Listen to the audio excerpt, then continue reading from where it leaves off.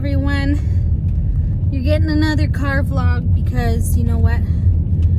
Sometimes we gotta multitask here. So I just posted a video earlier this morning about our hatching eggs not really going to plan.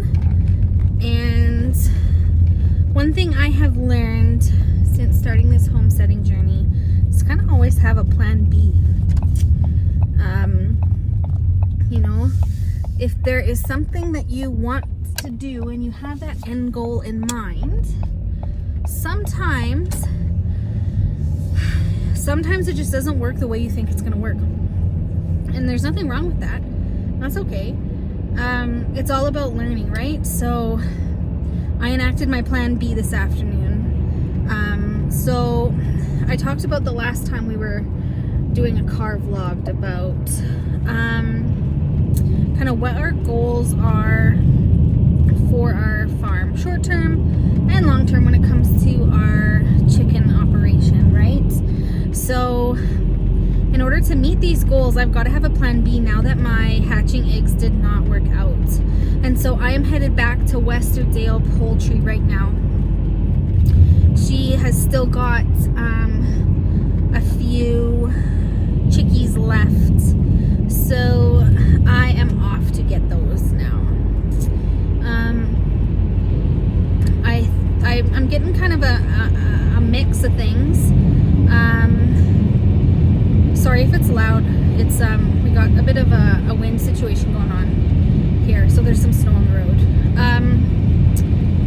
So I'm gonna get a splash Americana, a chocolate Americana, a couple of Easter eggers, and there's something else, a couple of Isbars, if that's how you say it right.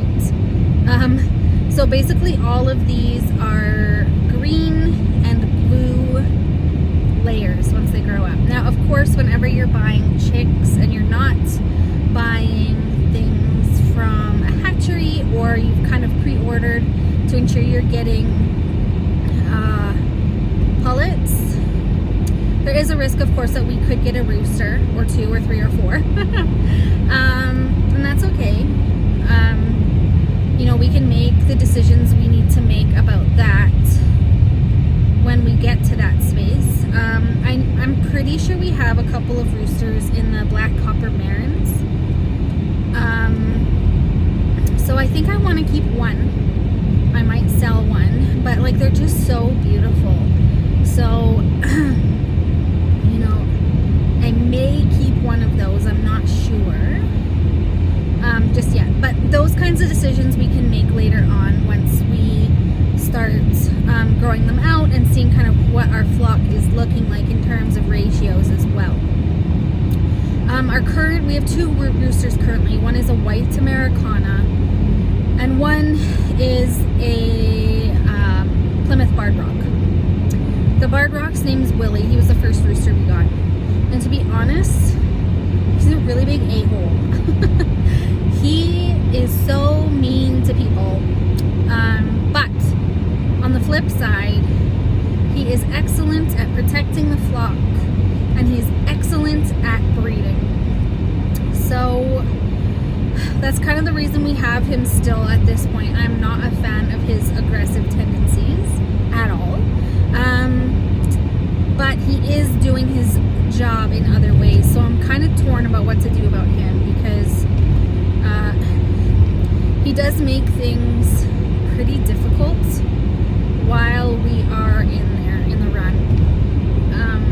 I kind of want to see how his personality changes when we get them out on pasture.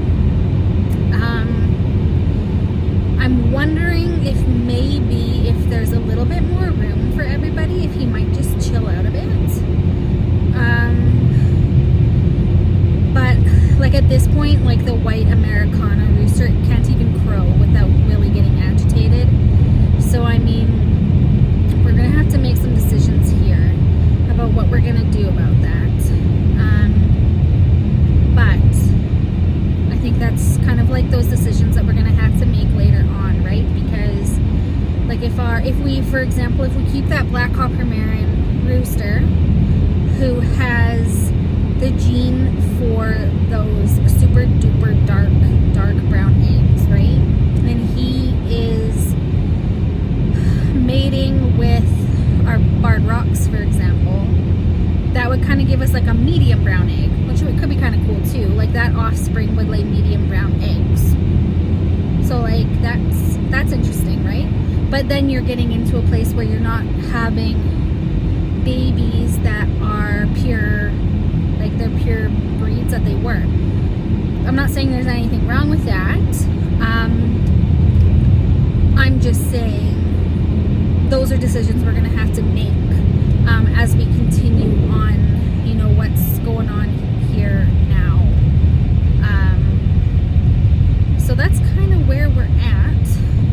And I'm making the drive, like I said, to Westerdale. And I will show you the mix of chickies once I pick them up. Okay, everybody's in together now. Oh, they're trying to warm up. There's some that are really, really tiny. Look at that one. Those ones are so small. So, oh, yeah, they're trying to get warm. So I'm gonna try to bring some of those small ones over and put them under the heat. This one's so cute. Yeah.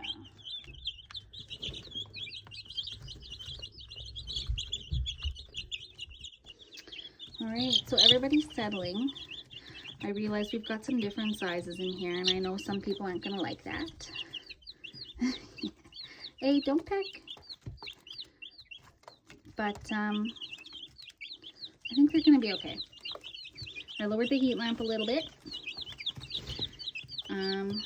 And like they're in a room where we are all the time, so I can keep an eye on what's going on. I just checked everybody out, cleaned some pasty butts. Some of the really little ones, I held them under the heat lamp when I got home because they were looking a little cold, but I think they're all doing just fine, and I think they're all going to be a-okay.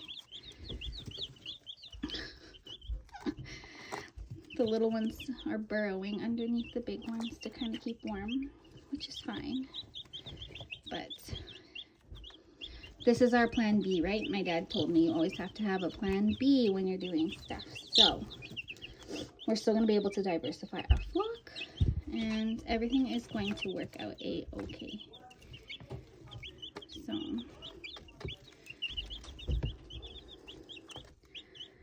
yeah, everybody seems to be calming and settling just fine.